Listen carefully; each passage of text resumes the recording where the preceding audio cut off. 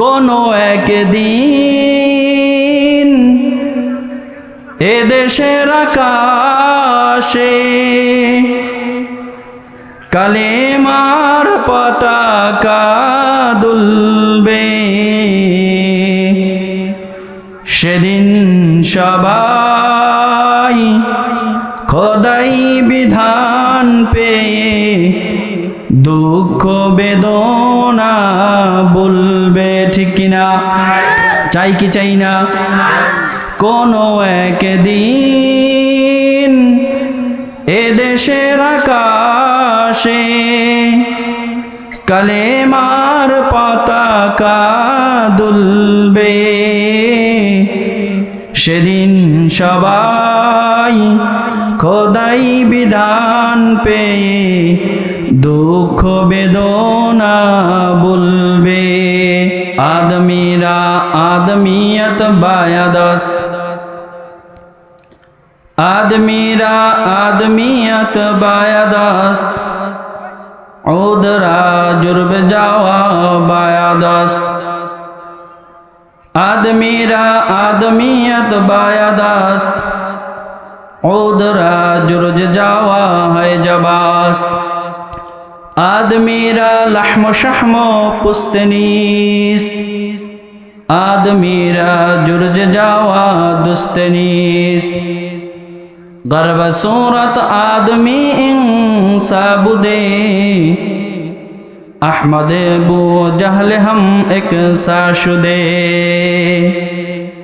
চাচা মিয়া বলতেছে, যুবক, শুধুমাত্র জন্ম নিলেই মানুষ হওয়া যায় না।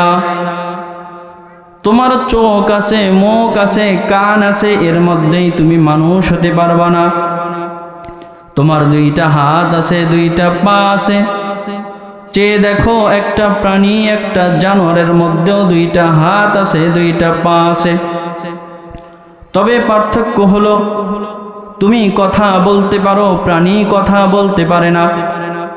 শুধুমাত্র এতটুকু পার্থক্যর দ্বারাই মানুষ হয়ে যায় না। কেননা যদি এটাই মানুষের পার্থক্য হয়ে যাইত, ওই যে আরবের আবু জাহাল আর মোহাম্মদ দুইজন মানুষ ছিল, কিন্তু একজন ছিল জামানার পৃথিবীর সবচেয়ে নিকৃষ্ট মানুষ, আরেকজন ছিল পৃথিবীর শ্রেষ্ঠ মানুষ। বলেন ঠিক কিনা?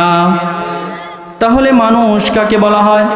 কয় যার মধ্যে মানুষত্ব আসবে, যার মধ্যে ইনসানিয়াত আসবে, মানবতা যার মধ্যে থাকবে, তাকে মানুষ বলা হয়। একটা মানুষের মধ্যে যদি মানবতা না আসে, ইনসানিয়াত যদি না আসে, তাকে কোনোদিন মানুষ বলা যায় না। মনুষ্যত্ব কেমন করে আসবে, ইনসানিয়াত কেমন করে আসবে? আমার আল্লাহ রব্বুল আলামিন বলেন, একটা মানুষের মধ্যে ইনসানিয়াত, একটা মানুষের মধ্যে মনুষ্যত্ব আসবে কোরআনের শিক্ষার মাধ্যমে। যেই ব্যক্তিটা কোরআনের আলোয় আলোকময় হয়ে যায়, যেই ব্যক্তিটা কোরআনের শিক্ষায় শিক্ষিত হয়ে যায়, ওই ব্যক্তিটা পৃথিবীর মধ্যে শ্রেষ্ঠ মানুষ হয়ে যায়। বলেন সুবহানাল্লাহ। কোরআনের শিক্ষায় শিক্ষিত ছিলেন নবী পাক সাল্লাল্লাহু আলাইহি ওয়াসাল্লাম। দুনিয়ার কোন মানুষের কাছ থেকে তিনি শিক্ষা গ্রহণ করেন নাই। উম্মি ছিলেন, দুনিয়ার আক্ষরিক শিক্ষায় তিনি শিক্ষিত ছিলেন না। তবে কোরআনের আলো, কোরআনের শিক্ষা নবীকে কেমন দামি বানিয়েছেন, পৃথিবীর মধ্যে শ্রেষ্ঠ মানুষ হয়ে গেছেন পয়গম্বর। বন্ধুগণ আমার, আল্লাহ রসুলের সাহবাতে যারা এসেছেন, আল্লাহ রসুলের থেকে যারা শিক্ষা গ্রহণ করেছেন, ওই মানুষগুলো দামি হয়ে গেছে।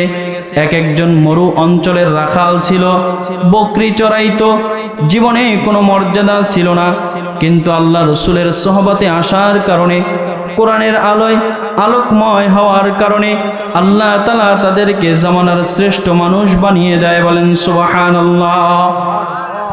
হযরত বিলাল রাদিয়াল্লাহু তাআলা আনহু মক্কার একজন গোলাম। কেমন গোলাম? যার সাথে কেউ কথাও বলে না, হাতে হাত মিলায় না। এই বিলাল যখন নবীজির সংস্পর্শে আসলেন, কোরআনের শিক্ষায় যখন শিক্ষিত হয়ে গেলেন, কোরআনের আলোয় যখন আলোকময় হয়ে গেলেন, বেলালের দাম আল্লাহ তাআলা কেমন করে বাড়িয়েছেন। আল্লাহ রসুল বলে, বেলাল, যেই দিন আমি হাশরের ময়দানে জান্নাতের মধ্যে প্রবেশ করব, আমার বাহনের লাগামটা ধরে তুমি বেলাল আমার আগে আগে জান্নাতে ঢুকবা। সুবহানাল্লাহ। বন্ধুগণ আমার, ভালো করে মনোযোগের সাথে কথাগুলো শোনার চেষ্টা করেন, জীবনের জন্য একটা পাথেয় হতেও পারে। ও বন্ধু আমার, ও মুরব্বী বাবা আমার, শুধুমাত্র সূরত দিয়ে আমরা মানুষ হতে পারবো না, মনুষ্যত্ব ভিতরে আনতে হবে। কেমন মনুষ্যত্ব? আল্লাহ রসুলের সাহাবী আবু বকর সিদ্দিক রাদিয়াল্লাহু তাআলা আনহু রাজ সিংহাসনের মধ্যে বসলেন। খলিফাতুল মুসলিমিন আবু বকর সিদ্দিক রাদিয়াল্লাহু তাআলা আনহু দুনিয়ার মানুষদের জন্য কেমন মনুষ্যত্ব, কেমন ইনসানিয়াতের নজির তিনি দুনিয়ায় রেখে গেছেন। বন্ধুগণ আমার, আবু বকর সিদ্দিক যখন মুসলমানদের খলিফা, হযরতে ওমর রাদিয়াল্লাহু তাআলা আনহু চিন্তা করলেন, মনস্থ করলেন যে আবু বকর সব আমলে আমার উপরে, কোনো আমলে আমি আবু বকরের উপরে যেতে পারি না। এমন একটা আমল আমি খুঁজ করব, এমন একটা আমল যেই আমল আমি আবু বকরকে সারিয়ে সামনে চলে যাব, আল্লাহ তাআলার কাছে গিয়ে বলতে পারবো, আয় আল্লাহ, আবু বকর এই আমলটা করতে পারে নাই, আমি ওমর করেছি। বন্ধুগণ আমার, ওমর রাদিয়াল্লাহু তাআলা আনহু এই চিন্তা করে এবার হাঁটা শুরু করলেন, গিরিপথ ধরলেন। চলতে চলতে চলতে চলতে পাহাড়ের একটা ঝুপড়ি ঘরের মধ্যে চলে গেলেন। যেই ঝুপড়ি ঘরের মধ্যে একজন বৃদ্ধা মহিলা, বিধবা একজন মহিলা থাকতো। দুনিয়ায় তার কোনো আপনজন নাই, ছেলে সন্তান যা ছিল আপন আপন নির সবাই বাসা বেঁধে নিয়েছে। মহিলার দুনিয়ার মধ্যে কেউ নাই। ওমর রাদিয়াল্লাহু তাআলা আনহু যে বলে, মা জননী, আপনার কোনো সন্তান নাই, আপনার কোনো আপনজন নাই, আপনি কোনো চিন্তা করবেন না, পেরেশানি হবেন না, আজকে থেকে আমি ওমর আপনার সন্তান হয়ে গেলাম। সুবহানাল্লাহ। ওমর বলে, মা জননী, আপনার যত খেদমত আছে আমি করব। আপনার জন্য আমি ওই ঝর্ণা থেকে মস্কবরে পানি নিয়ে আসব, আপনার ঘর ঝাড়ু দিয়ে দিব, কাপড় পরিষ্কার করে আপনার জন্য খাবার পাকিয়ে দিব। মা জননী বলে, ওমর, তুমি আমার খেদমত করবা, অসুবিধা নাই, তবে আজকে খেদমতের প্রয়োজন নাই, চলে যাও, আগামীকালকে আসবা। হযরতে ওমর দ্বিতীয় দিন আবার মা জননীর কাছে চলে যায়। মা জননী বলে, ওমর, আজকেও তো খেদমতের প্রয়োজন নাই, এক ব্যক্তি আমার খেদমত করে দিয়েছে, আগামীকালকে আসো। তৃতীয় দিন আবার ওমর যখন যায়, মা জননী বলে, ওমর, আজকেও অসুবিধা নাই, কাজ হয়ে গেছে, তুমি আগামী দিন আসো। ও বন্ধু আমার, বৈঠকপুরের মুসলমান, একটু বিষয়টাকে লক্ষ্য করবেন, দিলের কানটা লাগায়া শুনবেন বাবা। মা জননী বলতেছে, আজকেও আমার কাজ হয়ে গেছে। এবার ওমর চতুর্থ দিন আর একটু সময় নিয়ে বের হয়েছে, তবে আজকে ওমরের উদ্দেশ্য মায়ের খেদমত করা নয়, বরঞ্চ এই মরু প্রান্তরে, এই পাহাড়ের উপরে ঝুপড়ি ঘরে এসে কে গভীর রজনীতে এই বৃদ্ধা মায়ের খেদমত করে তাকে বের করা। হযরতে ওমর রাদিয়াল্লাহু তাআলা আনহু রাতের বেলা, তখনও পৃথিবীর মধ্যে রাতের অন্ধকার বিরাজমান, তখনও জ্যোৎস্নায় মিটি মিটি আলো দিতেছে। ওমর রাদিয়াল্লাহু তাআলা আনহু চলতে চলতে ওই বৃদ্ধার বাড়িতে চলে গেলেন। জিজ্ঞেস করলেন, মা জননী, আপনার ঝাড়ুটা কোথায়? দেন আমার কাছে, বাড়িটা পরিষ্কার করে দেই। বলে যে, ঝাড়ু দেওয়া হয়ে গেছে, তাহলে মস্কটা দেন, আপনার জন্য পানি নিয়ে আসি। মা জননী এবার শোনায়, ওমর, এক ব্যক্তি যে আমার খেদমত করে কলসটা নিয়ে, মস্ক নিয়ে ওই ঝর্ণার কাছে পানি আনতে চলে যায়, তুমি অপেক্ষা করো, আমার ওই খাদেম আসলে তোমার সাথে পরিচয় হবে। ও বন্ধু আমার, হযরতে ওমর রাদিয়াল্লাহু তাআলা আনহু এবার একটা গাছের আড়াল থেকে লক্ষ্য করতেছেন, রাতের অন্ধকার, তখনও পৃথিবীর মধ্যে বিরাজমান, জ্যোৎস্নায় হালকা মিটি মিটি আলো দিতেছে। এমন অবস্থায় কে যেন একটা চাদর পরে কাঁধের মধ্যে ওই পানির মস্ক নিয়ে মা জননীর বাড়ির দিকে রওনা দিয়েছে। হযরত ওমরকে যখন অতিক্রম করে চলে যায়, ওই ওমর রাদিয়াল্লাহু তাআলা আনহু ডাক দিলেন, কে যাও দাঁড়াও, কথা শুনি না। দ্বিতীয়বার আবার ডাক দিলেন, কে যাও পথিক তুমি দাঁড়াও, দাঁড়ায় না। তৃতীয়বার আবার যখন ডাক দিলেন, ওই মরু প্রান্তরে ওমরের কথা শুনবার মতো কেউ নাই।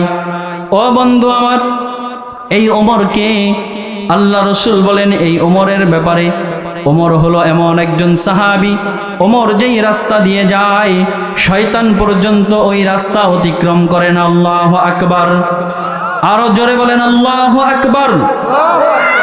আল্লাহু আকবার বলতে ভয় করে? ভয় করে? কোনো ভয় আছে? জোরে বলেন আল্লাহু আকবার, আরো জোরে বলেন আল্লাহু আকবার। এখনকার আমাদের সন্তানরা, আমাদের প্রজন্ম আল্লাহু আকবারের ধ্বনি বলে গিয়েছে, বলেন ঠিক কিনা? বলবে না কেন? একটা লম্বা সময় পর্যন্ত আমাদেরকে শেখানো হয়েছে, একটা লম্বা সময় পর্যন্ত আমাদেরকে বোঝানো হয়েছে আল্লাহু আকবারের ধ্বনি হলো জঙ্গিবাদের ধ্বনি, বলেন ঠিক কিনা? একটা সময় পর্যন্ত আমাদেরকে বোঝানো হয়েছে, আমার দেশের সোনার এই ছেলেগুলোকে বোঝানো হয়েছে আল্লাহু আকবারের ধ্বনি হলো উগ্রবাদের ধ্বনি, সন্ত্রাসীবাদের ধ্বনি, বলেন ঠিক কিনা? বৈঠকপুরের মুসলমান, আপনাদের কাছে জানতে চাই আল্লাহু আকবারের ধ্বনি কার ধ্বনি? আরো জোরে আওয়াজ করে বলেন কার ধ্বনি? আমরা স্পষ্ট ভাষায় বলে দিতে চাই, আর কোনো অগ্রাসন আমরা মেনে নিব না, আর কারো কথা আমরা মেনে নেব না। আজকের মাহফিল থেকে স্পষ্ট ভাষায় আপনাদের সামনে ঘোষণা করব, মনে প্রাণে ধারণ করতে হবে আল্লাহু আকবারের ধ্বনি কোনো জঙ্গিবাদের ধ্বনি নয়, আল্লাহু আকবারের ধ্বনি কোনো উগ্রবাদের ধ্বনি নয়, আল্লাহু আকবারের ধ্বনি কোনো সন্ত্রাসীবাদের ধ্বনি নয়, বরং আল্লাহু আকবারের ধ্বনি কার ধ্বনি? আওয়াজ করে বলেন কার ধ্বনি? আল্লাহু আকবারের ধ্বনি বদরের ধ্বনি, আল্লাহু আকবারের ধ্বনি ওহুদের ধ্বনি, আল্লাহু আকবারের ধ্বনি লক্ষাধিক পয়গম্বরের ধ্বনি, আল্লাহু আকবারের ধ্বনি আরশে আযমের ধ্বনি, বলেন কথা ঠিক কিনা? এ বন্ধু আমার, এই মুসলমানের জবান থেকে আল্লাহু আকবারের ধ্বনি কেড়ে নেওয়া হয়েছে যেন ওই বিনদেশীর শকুনেরা, যখন ইসলাম বিরোধীরা, নাস্তিকেরা, ফাসিকেরা এই দেশের মধ্যে ইসলাম বিরোধী কাজ করতে পারে, বলেন ঠিক কিনা? বন্ধুগণ আমার, এদেশের মুসলমান যুব সমাজ যদি আবার ইমানের বলে বলিয়ান হয়ে জবানে আল্লাহু আকবারের ধ্বনি তুলতে পারে, যেইভাবে গৌর গোবিন্দ আল্লাহু আকবারের ধ্বনি শুনে, শাহজালাল ইয়ামানির ধ্বনি শুনে গৌর গোবিন্দ লেজ গুটিয়ে পালিয়েছিল, এ জামানার যুবকেরা যদি আবার ইমানের বলে বলিয়ান হয়ে আল্লাহু আকবারের ধ্বনি দিতে পারে, আল্লাহর কসম নাস্তিকগুলো আবার পালিয়ে যাবে, বলেন ঠিক কিনা? হ্যাঁ মুসলমান, ভালো করে বোঝার চেষ্টা করেন, মুসলমানদের জন্য কোনো অস্ত্রের প্রয়োজন হয় না, মুসলমানদের জন্য কোনো ট্যাঙ্কারের প্রয়োজন হয় না।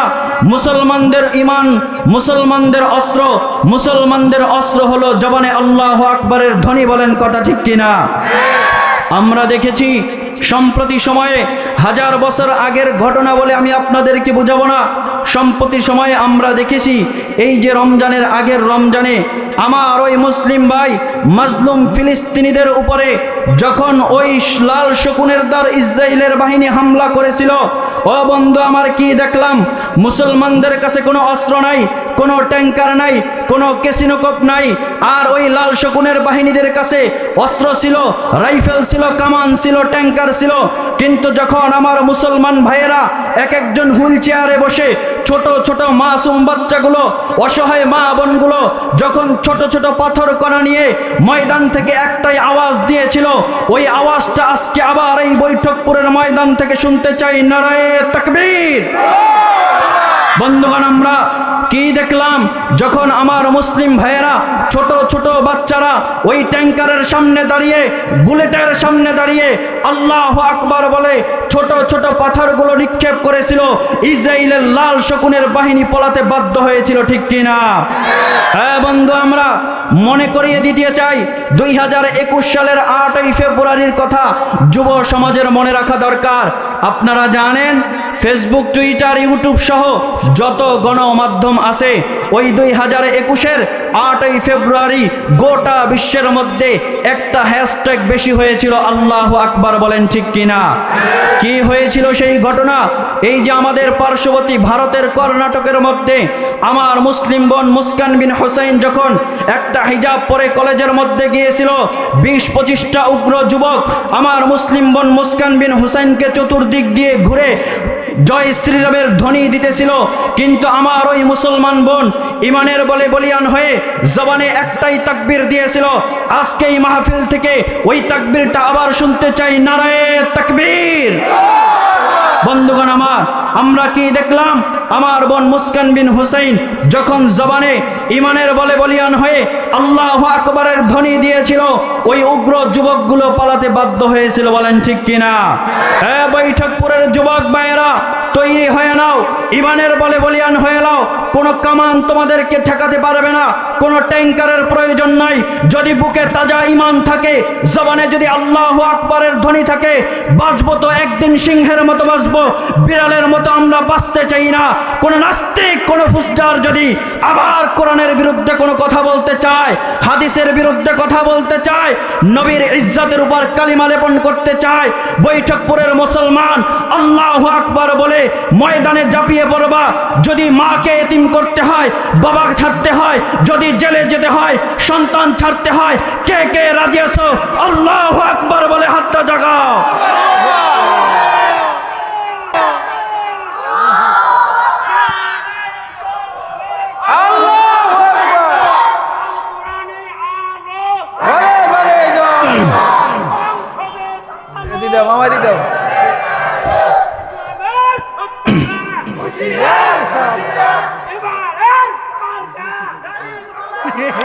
এই বসেন, এই বসেন, এই সবাই রাজি আছেন তো ইনশাআল্লাহ? বন্ধুগণ আমার, জীবন যেহেতু ধারণ করেছি, আল্লাহ যেহেতু আমাদের জীবন দিয়েছে, ভালো করে বুঝেন, ভালো করে বুঝেন। আপনি যেহেতু দুনিয়ায় জন্ম নিয়েছেন, আপনার মরা লাগবে, বলেন ঠিক কিনা? মরা আপনাকে লাগবেই। সাক্ষী এই বৈঠকপুরের কবরস্থান, বলেন ঠিক কিনা?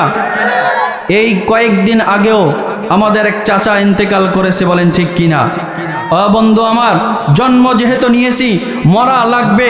শ্রীগালের মতো মরতে চাই না, মুসলমান সিংহের জাতি সিংহের মতো মরতে চায়, ঠিক কিনা?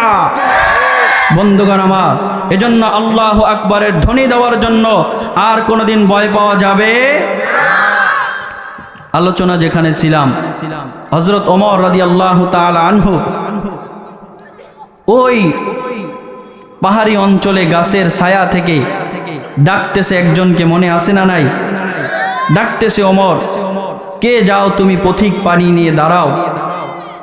দাঁড়ায় না হযরতে ওমর রাদিয়াল্লাহু তাআলা আনহু। এর পরের ঘটনা নিজেই বলেন, আমি একটু সামনে গেলাম, যে চাদরটা ধরে একটা টান দিলাম, চাদরটা ধরে টান দিয়ে দেখি আমি পাহাড়ি অঞ্চলে আসি, পাথরে অঞ্চলে আসি। ওমর রাদিয়াল্লাহু তাআলা আনহু বলেন, অল্প সময়ের জন্য মনে হলো আমার পায়ের নিচ থেকে মাটিগুলো ফাঁকা হয়ে গেছে। আল্লাহু আকবার। ওমর রাদিয়াল্লাহু তাআলা আনহু বলেন, আমি চাদরটা টান দেওয়ার পরে দেখলাম দুনিয়ার সাধারণ কোনো মানুষ না, দুনিয়ার সাধারণ কেউ না।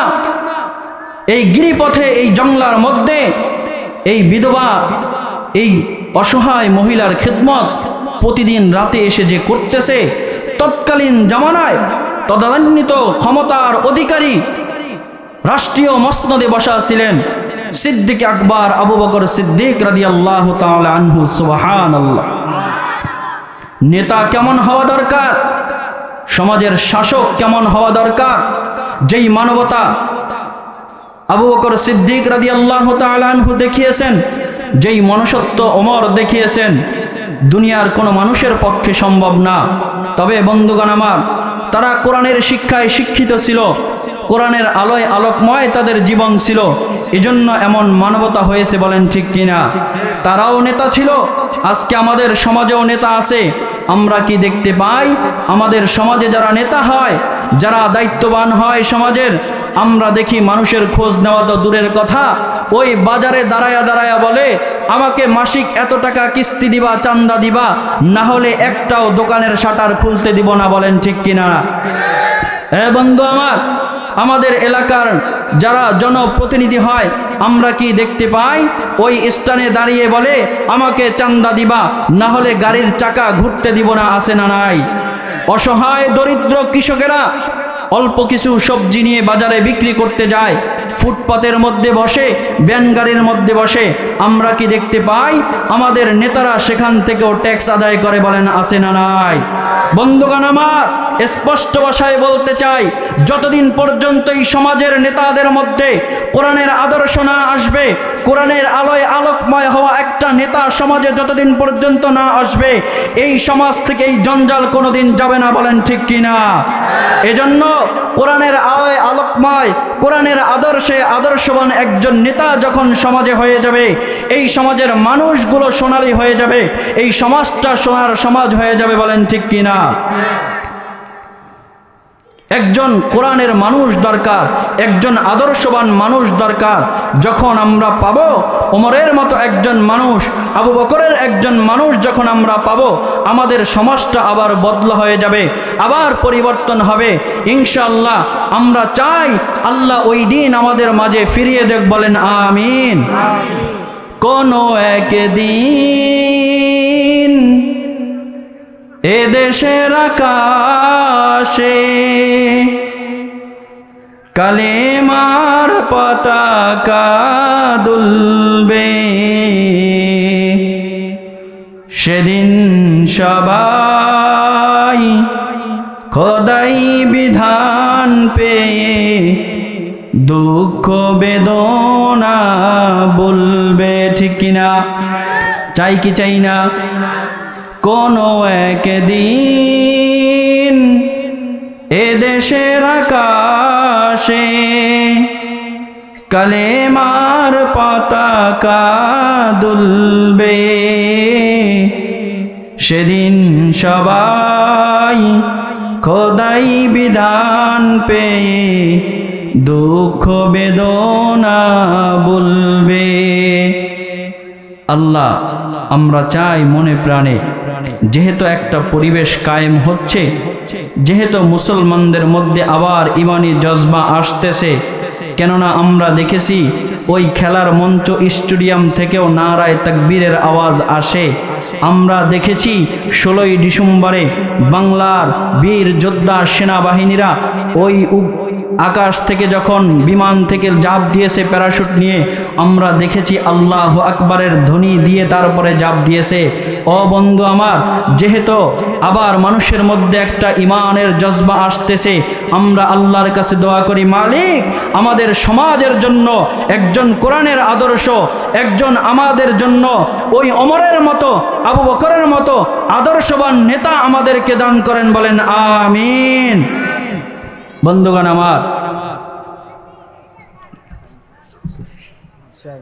আমার, আল্লাহ তাআলার কাছে দোয়াও করতে হবে, নিজেদের চেষ্টাও চালাতে হবে। বলেন ঠিক কিনা? আপনারা আছেন তো? বলেন আল্লাহু আকবার। আরো জোরে বলেন আল্লাহু আকবার। বন্ধুগণ আমার, যেই জিনিসটা আমি আপনাদেরকে বোঝাতেছিলাম মনে আছে তো? আল্লাহ তাআলা বলেন, লাকাদ খালাকনাল ইনসানা ফি আহসানি তাকওয়িম, আমি তোমাদেরকে সুন্দর আকৃতি দিয়ে বানিয়েছি। আল্লাহ তাআলা সুন্দর আকৃতি দিয়ে বানিয়েছেন, আল্লাহ তাআলা নিজের কুদরতি হাতের স্পর্শ দিয়ে বানিয়েছেন, আশরাফুল মাখলুকাত হিসাবে বানিয়েছেন মানুষকে জান্নাতে নেওয়ার জন্য। কোথায়? জোরে বলেন, জান্নাতে নেওয়ার জন্য। এর পরবর্তী আয়াতের মধ্যে আল্লাহ তাআলা বলেন, ইল্লাল্লাযীনা আমানু ওয়া আমিলুস সালিহাত লাহুম আজরুন গায়রু মামনুন, মানুষ তোমাদেরকে সুন্দর করে বানাইলাম, তোমাদেরকে সুন্দর আকৃতি দিলাম, দুনিয়ায় মর্যাদা দান করলাম, যদি তোমরা ঈমান আনো আর ঈমান আনার পরে আমলে সালেহ তোমরা করতে পারো, সুন্দর আমলগুলো করতে পারো, আমি আল্লাহ তাআলা তোমাদের জন্য মহা পুরস্কার রেখেছি। কি পুরস্কার? আল্লাহ তাআলা অন্য আয়াতের মধ্যে বলেন জান্নাতুল ফিরদাউসি নুজুলা, বলেন সুবহানাল্লাহ। আর যদি আপনি ঈমানের পথে না চলেন, নেক আমল না করেন, আল্লাহ তাআলা বলেন সুম্মা রাদাদনাহু আসফালা সাফিলিন, আমি তোমাকে সুন্দর করে বানিয়েছিলাম, সমস্ত সৌন্দর্য তোমার মধ্যে দিয়েছিলাম। ও যুবক, তোমার কৈশোর থেকে নিয়ে আমি যৌবন তোমাকে দিলাম, তোমার মধ্যে যৌবনের সৌন্দর্য, তোমার মধ্যে সব সৌন্দর্য দিলাম। সুম্মা রাদাদনাহু আসফালা সাফিলিন, তাকায়া দেখো তোমার পাশে ওই চাচার দিকে, তোমার মতো যুবক একদিন ছিল, চামড়াগুলো গোছায় গেছে, তোমার মতো যুবক ছিল, হাত দুর্বল হয়ে গেছে, তোমার মতো যুবক ছিল, পা দুর্বল হয়ে গেছে। আল্লাহ তাআলা বলেন আবার নিচের দিকে কিন্তু যাবা, নিচের দিকে যাবা। এর দ্বারা আল্লাহ তাআলা বুঝাইতে চায়, ও দুনিয়ার মানুষ, সৌন্দর্য তোমাদেরকে দিলাম, মর্যাদা তোমাদেরকে দিলাম, যদি আমল করতে পারো জায়গা জান্নাত, আর যদি আমল করতে না পারো দুনিয়ায় আকৃতি যেমন পরিবর্তন করে দিয়েছি, এই জান্নাতে যাওয়ার রাস্তা পরিবর্তন করে তোমাদের জন্য জাহান্নাম তৈরি করেছি। বলেন নাউজুবিল্লাহ। জান্নাতে যেতে চাই, আমাদের আসল বাড়ি কোথায়? জোরে বলেন আওয়াজ দিয়ে, আসল বাড়ি কোথায়? আমরা কোথা থেকে এসেছি? জান্নাত থেকে এসেছি। আবার কোথায় যাব? জান্নাতে যাব। দুনিয়াটা আমাদের সংক্ষিপ্ত একটা সফর, এই সফর শেষে আবার কোথায় যাব? জান্নাতে। বন্ধুগণ আমার, মূল আলোচনা, আল্লাহ তাআলা আমাদেরকে মর্যাদা দিয়েছেন মানুষ বানানোর জন্য। আল্লাহ তাআলা মানুষ, শুধুমাত্র সূরতের নাম মানুষ না, এর ভিতরে একটা মনুষ্যত্ব আনতে হবে, ইনসানিয়াত আনতে হবে। ইনসানিয়াত কেমন করে আসবে? কোরআনের আলোয় আলোকময় হতে হবে। আরেকটা বিষয় লাগবে, গুনাহের কারণে প্রত্যেকটা মানুষের দিলের মধ্যে একটা করে দাগ পড়ে। আল্লাহ রসুলের হাদিস সাক্ষ্য দেয়, এই কলবের মধ্যে কালো দাগ পড়ে যায়, পড়তে পড়তে দিলটা কালো হয়ে যায়। ও বন্ধু আমার, যখন আপনি তওবা করবেন তো আল্লাহ তাআলা আপনাকে মাফ করে দিবে, মাসুম বানিয়ে দিবে। কেমন? আল্লাহ রসুল বলে সবে মাত্র মায়ের পেট থেকে জন্ম নিয়েছে ওই সন্তানটা যেমন মাসুম, আল্লাহ তাআলা আপনাকেও মাসুম করে দিবে। বলেন সুবহানাল্লাহ। আরো জোরে বলেন সুবহানাল্লাহ। তাহলে মানুষ হওয়ার জন্য আল্লাহ তাআলার কাছে তওবা করতে হবে। কেমন তওবা ভাই? কেমন তওবা? আমাদের সমাজের মধ্যে তওবা আছে, আমরা করি তওবা। তওবা আছে না নাই? গালের মধ্যে দুইটা থাপড় দেয় হাত দিয়ে, তওবা তওবা। এটাই যদি তওবা হতো, যাদের হাত নাই তারা কেমনে তওবা করে? কথা কয় না। কেমনে তওবা করে? আল্লাহ তাআলা বলেন ইয়া আইয়ুহাল্লাযীনা আমানু তুবু ইলাল্লাহি তাওবাতান নাসুহা। আমার আল্লাহ তাআলা বলেন দুনিয়ার মুমিন, দুনিয়ার আমার গোলাম যারা আছো, আমি আল্লাহ তাআলার কাছে খাঁটি দিলে তওবা করবা। খাঁটি দিলে যদি আমি আল্লাহ তাআলার কাছে তওবা করতে পারো। কত বছর হয়েছে তুমি নামাজ ধরো না? ও যুবক, কত গুনাহ তুমি করেছো? ও বৃদ্ধ বাবা, তোমার পায়ে হাত দিয়ে আমি আজকে বুঝিয়ে যাই, কতদিন নামাজ পড়ো না? বাবা, কত গুনাহ করেছো? আমার আল্লাহ তাআলা অপেক্ষা করে বান্দার জন্য। কুল ইয়া ইবাদিয়াল্লাযীনা আসরাফু আলা আনফুসিহিম লা তাকনাতু মির রাহমাতিল্লাহ। আমার আল্লাহ তাআলা বলেন, ও দুনিয়ার মানুষ, আমি আল্লাহ তাআলার দরবার থেকে নিরাশ হয়ে যেও না। কত গুনাহ করেছো, কত অপরাধ তোমরা করেছো। আসো, আমি আল্লাহ তাআলার কাছে আসো, আমি আল্লাহ তাআলা অপেক্ষা করতেছি তোমাকে মাফ করার জন্য। বন্ধুগণ আমার, ও বৈঠকপুরের মুসলমান, ভালো করে বুঝেন, তওবা করার জন্য আজকের মাহফিল থেকে শুনেছেন তওবার আলোচনা। তওবা করতে হবে, বুঝলেন? তওবা করলে আল্লাহ তাআলা মাফ করে দিবে, বুঝলেন? কেমন তওবা করবেন? আপনি তওবা করার জন্য মিনাবাজার মসজিদের মধ্যে যখন ঢুকবেন, যুবক ভাই চিন্তা করবে কোনোদিন আমি মসজিদের মধ্যে গেলাম, হতে হবে। আমার আলোচনার আজকে মূল বিষয় আপনাদের সঙ্গে আলোচনা করা, শুধুমাত্র এই শুধুমাত্র এই চেহারা, শুধুমাত্র এই হাত পা খাওয়া দাওয়া এর নাম মানুষ না। আমরা জন্ম নিলাম, খাইলাম, ঘুমাইলাম, কাজ করলাম, এর নাম বাবা জীবন না। আপনাকে মানুষ হতে হবে, মানুষ হতে হবে আপনাকে। তাহলে মানুষ কাকে বলে জানার দরকার আছে না নাই? পিছনে ভাইয়েরা আছে না নাই? কষ্ট হচ্ছে, আলোচনা চলবে, দরকার আছে না জানার?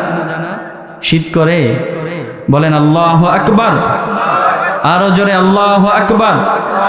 আল্লাহ যুবক ভাইদেরকে, বৃদ্ধ বাবাদেরকে কবুল করুক, বলেন আমিন। আল্লাহ যারা এসেছে, আসতেছে, আশেপাশে যারা আছেন বসে পড়েন, আল্লাহ সবাইকে কবুল করেন, বলেন আমিন। বন্ধুগণ আমার, মনোযোগ দিয়ে শুনবেন। আল্লাহ তাআলার একজন ওলি, আধ্যাত্মিক রাহবার, প্রসিদ্ধ ব্যক্তি যার নাম আপনারা শুনেছেন, আল্লামা জালালউদ্দিন রুমি রহমাতুল্লাহি আলাইহি। এই জালালউদ্দিন রুমি রহমাতুল্লাহি আলাইহি একদিন কুপি চিনেন না আপনারা? ল্যাম্প, কুপি, বাতি চিনেন না বাবা? এই কুপি ল্যাম্প নিয়ে দিনের বেলা বাজারে যাইতেছে। ধরেন আপনাদের মিনা বাজার, আমাদের সভাপতি সাহেব যদি দিনের বেলা রোদের মধ্যে একটা কুপি জ্বালিয়ে মিনা বাজারে যায়, মানুষ বোকা বলবে না বাবা? তো জালালউদ্দিন রুমি রহমাতুল্লাহি আলাইহি হাতের মধ্যে কুপি নিয়ে দিনের বেলা বাজারে ঘুরতেছে। এক যুবক জিজ্ঞেস করলো, চাচা মিয়া, দিনের আলো রোদের তাপের মধ্যে তুমি কুপি নিয়ে আসছো, আবার এমন ভাবে হাঁটতেছো, তোমার এই কুপির আগুনের দ্বারা মানুষ ক্ষতিগ্রস্ত হবে, কেন এটা নিয়ে ঘুরতেছো? তো চাচা মিয়া বলে, এটার দরকার আছে, দরকার আছে, আমি একটা জিনিস খুঁজতেছি। বলে কি খুঁজেন আপনি? বলে আমি এই কুপির আলোতে মানুষ খুঁজতেছি। বাজারে মানুষ আছে না নাই? জোরে বলেন। মানুষ থাকে, মানুষের ভিড়, এজন্যই তো বাজার, মানুষের সমাগম থাকে, এজন্যই তো বাজার। বলে যে আমি মানুষ খুঁজতেছি। কেন বাবা? এই যে মানুষদেরকে দেখেন, যাদেরকে দেখেন, এদেরকে কি মানুষ মনে হয় না? তো আল্লামা জালালউদ্দিন রুমি রহমাতুল্লাহ আলাইহি বলছেন, ই নামরদাস্ত, এই যাদেরকে দেখতেছো এরা মানুষ না। বলে যে চাচার মাথা গেছে, দিনের বেলা কুপি নিয়ে বাজারে আসছে রোদের আলোতে, আবার এত ভিড়ের মধ্যে বলতেছে মানুষ না। চাচা বলেন তাহলে মানুষ কে? কাদেরকে আপনি খুঁজতেছেন? তো চাচা মিয়াও ফার্সিতে কয়েকটা কথা বলেছিল, সেখান থেকে একটা দুইটা আপনাদেরকে শুনাই।